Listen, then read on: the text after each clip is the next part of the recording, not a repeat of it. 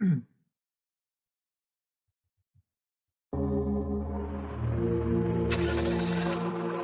Mercedes S-Class is one of the biggest and strongest cars in the world. It's also one of the safest. But in Paris, on August 31st, 1997, this car was involved in the most notorious car crash of all time. The Mercedes was carrying 4 passengers, a chauffeur, a bodyguard, the Princess of Wales, and her boyfriend. They were reportedly speeding away from photographers when their car approached a narrow underpass. Professor Murray Mackay is Britain's leading car crash investigator. Using official reports from the French police investigation, he's reconstructed what happened. According to the accident investigators, this is where the accident began. About 20 past midnight, the Mercedes is coming along this road on the left bank of the Seine towards the Armour Bridge. It heads down towards the underpass, and it's estimated at that time it speeds about 70 miles an hour. What happens next is based on the evidence that we have so far. As he comes down into the tunnel, he's faced with a slow-moving Fiat. He steers to the left. Because he's just come over a crest, the steering's light, he probably puts in too much steering, so he's heading towards the center of columns. He corrects right, and now he's heading directly for the Fiat Uno. According to police reports, the Mercedes sideswiped the Fiat, but the only damage so far was a broken mirror and a smashed taillight. Was the Fiat just an innocent motorist returning late at night, or was there something more sinister than that? We may never know. The French police have given up the search for that vehicle.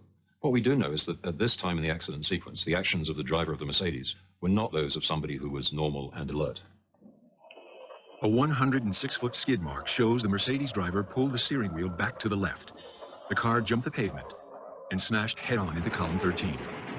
The car spun around and ended up facing in the direction it had come from. Mackay thinks the Fiat drove by without stopping. Speed, a driver under the influence of alcohol, the unexpected encounter with the Fiat, these all played their part. But you must remember that from the time the car entered the tunnel until it came to rest after the impact, that's only about 2 seconds. Newspapers have talked luridly of speeds of 120 miles an hour, but looking at the damage tells a very different story. It suggests an impact with the pillar of about 60 miles an hour. And we know that the car came to rest about 15 feet from the pillar, spinning out, and that means about 10 miles an hour exit speed from the pillar. So the change in velocity was slightly less than 50 miles an hour. And it's that change in velocity which is crucial in terms of the severity of the crash to which the occupants were exposed. This was a severe but a survivable accident, and what we now need to consider is why did 3 people... He thinks that this was a survivable accident. After the impact. Let's check to see if that's the case. That's only about 2 seconds. Newspapers have talked luridly of speeds of 120 miles an hour, but looking at the damage tells a very different story. It suggests an impact with the pillar of about 60 miles an hour. And we know that the car came to rest. Okay, guys, look at the damage on this car. If you're driving by, do you think anyone in this crash survived the accident?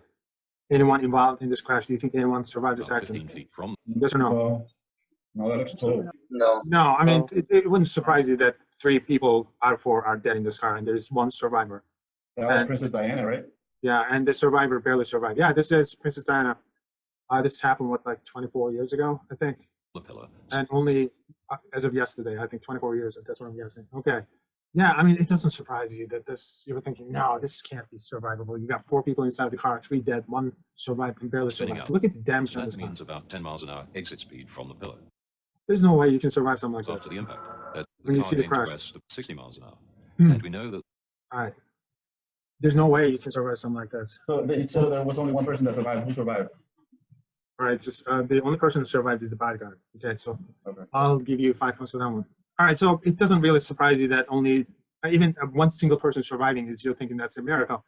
In reality, reality of it is when I drive by, when I see something like this, my perspective is completely different from your perspective. The only thing you have is your common sense. And unfortunately, the common sense is no substitute for education. When I look at this, I say, oh, this is 100% survivable. And I'm rather surprised that there are 3 people dead in this car. All right, this car did its job. This is actually very survivable. The car is designed so that you can survive something like this. All right, so let me tell you why this is very survivable.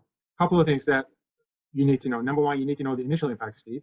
You need to know the final impact speed. And then those are just estimates, and you need to have an estimated impact. These experts did their job. So they kind of came up with a final initial impact speed to final impact speed. Estimated impact time is something which is built into the car, as you will find out. But looking at the damage tells a very different story. It suggests an impact with the pillar By looking at the damage, you can kind of gather what the initial impact speed was, okay? And then they get that from tests usually. So initial impact speed is about 60 miles per of hour. about 60 miles an hour. And then right after the impact, the car bounces and then it just rotates a little bit and stops at like maybe about 10 yards away from the impact point. So from that, they can figure out that the final impact speed was about 10 miles We per hour. know that the car came to rest about 15 feet from the pillar, All right, so that's about 10 miles per hour. spinning out, and that means about 10 miles an hour, Now you got the change in velocity. It's 50 miles per hour, that's your change in 86 velocity. feet from But if you just knew the impact time, now you would have a really good idea what the acceleration of the car the was. pillar. All right, so where did we get that impact time from? You get that impact time from the crumple zone. It's about 10th of a second. It's the engine compartment. It's your crumple zone. All right, at 40 to 50 miles per hour, the impact time should be about 10th of a second. It's by design. They let the car crumple. The crumpling at this speed takes about 10th of a second. It's by design. It's built into the car itself. Notice that the car's acceleration is about 22 Gs. Now, 22 Gs, is that survivable? Absolutely it is. How do we know that? Because John Stapp survived something like this for, yeah, you know John Stapp survived something like this for a duration that's actually 14 times longer than this one is. If that guy could survive this for 1.4 seconds, anyone can survive this within 1/10 of a second. All right, so this duration is 14 times smaller than what John Stapp was able to experience. And remember, the cars are designed, the crumple zones are designed so that you're experiencing about 20 to 25 Gs at 40 to 50 miles per hour. So it's on purpose. And so how do we know that it's 10th of a second? Like I said, it's by design. It's so the crumple zones are built in, so they know at reasonable speeds like 40 to 50 miles per hour. If it's the crumple zone of the car, you should get 10th of a second from here. If it's side impact, you don't have much of a crumple zone, so the impact time is going to be much shorter. First thing we do is usually start with an exterior inspection where we document the damage that's on the outside of the car, the scratches, the size of the dents, and where those scratches and dents are to tell us a picture of what occurred within that crash. The energy it took to do this is probably only about 15 to 17 miles per hour. No kidding. All right, 15. It's about 20 miles per hour. Look at the amount of damage. You're thinking that's a lot of damage, guys. 20 miles per hour. That's reasonable. All right. The impact did not spread. There's not much of a spread here, so it's a direct force. In Princess Diana's case, it's about 50 miles per hour. It's just going all the way up to the windshield, almost. Per hour to do this much damage. Speeds involved in this crash are probably only in 35 to 40 mile an hour. Once again, it's not that much. The crumple zone is designed to be able to absorb something like that. So crumpling is where you get your impact. Hour range. The difference is that it's striking a very hard and heavy object that's absorbing little or no energy. Most of the energy in this crash is being absorbed by this particular vehicle. What's interesting about this is as the force is being applied this way, the unbelted occupants inside this vehicle are moving sideways up against the interior components. And so they're moving in the opposite direction of the acceleration. you can see how it's bulged the actual passenger compartment out. So which means that there is a tremendous amount of force acting on the side of the vehicle from the inside. From loading as a result of not being belted inside the car. All right, so I mean, the numbers that he's giving us are the numbers that they generated through experiments, obviously. Strangely, Princess Diana sitting where So the thing that doesn't make sense is the acceleration of the car was survivable. All right, so the car's acceleration was within survivable range, let's say 20 to 25 Gs. Yet you have 4 people inside the car, 3 of them are dead, and 1 survived and barely survived. So how's that possible? I am in the right rear had the best chance of survival because the impact was concentrated on the left front of the car. So why is it that the physics is not working out in real life? And as it hit the pillar, it also rotated and span out, so she went partly past the pillar and didn't have quite the same crash forces applied to her as happened to the people sitting on the left.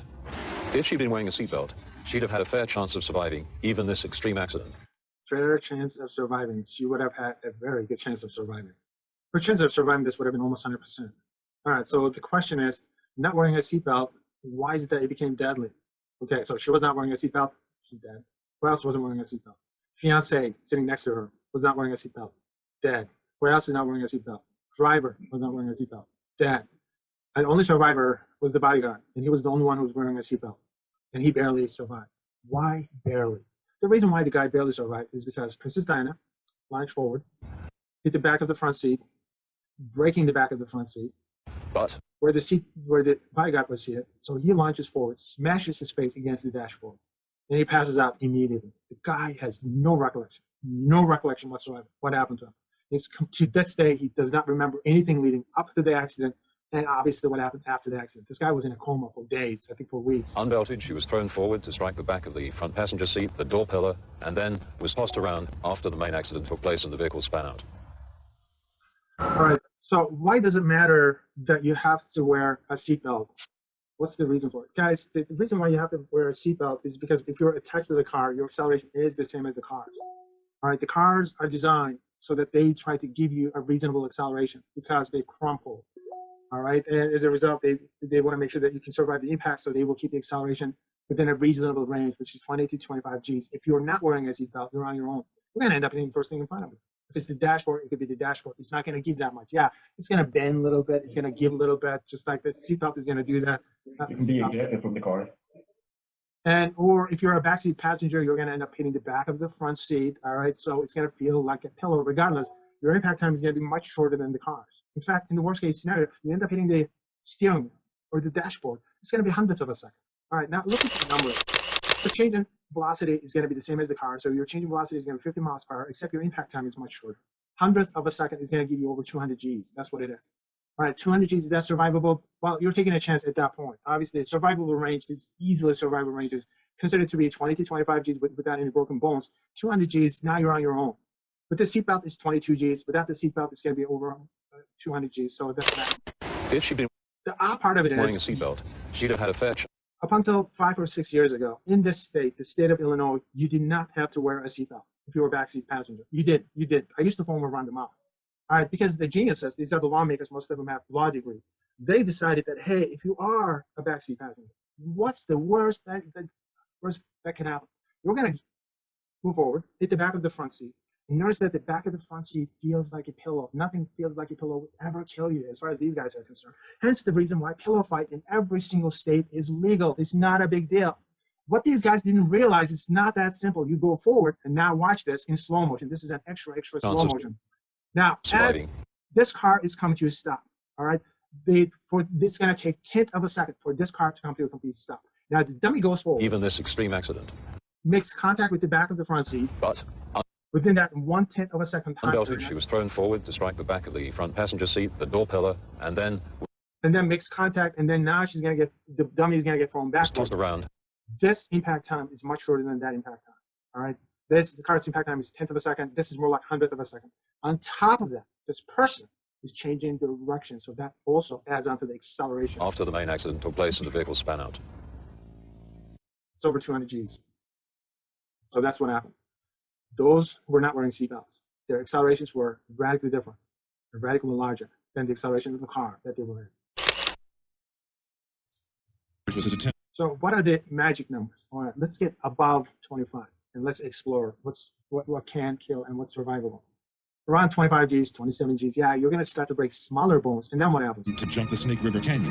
All right, when you hit about 30 to 35 Gs, all right, blood moving in the opposite direction of the acceleration is going to rip through your veins and capillaries. All right, so it could be, you're talking about bruising. In a jet-powered rocket, as he left the takeoff ramp, disaster struck. The parachute malfunctioned. The engineer made a mistake. He almost killed me. I waited 7 years to jump back in, and that parachute blew out prematurely. There was so much G-force, so much blast load, so much power when I hit that fire button that it just blew everything to pieces that was attached to the rocket, and it just came off the back of it and right onto the launch pad. The G-load is a tremendous force on you. I blacked out immediately. It's where all the blood leaves your nose and your eyes and your head and goes down into your stomach and your chest. Then when that parachute opened, I had a red out. All the blood came back. Right out my mouth, my nose, my eyes, and my ears. So they thought I was hurt. But I really wasn't that badly hurt because I just... All right, this guy is Evel Knievel.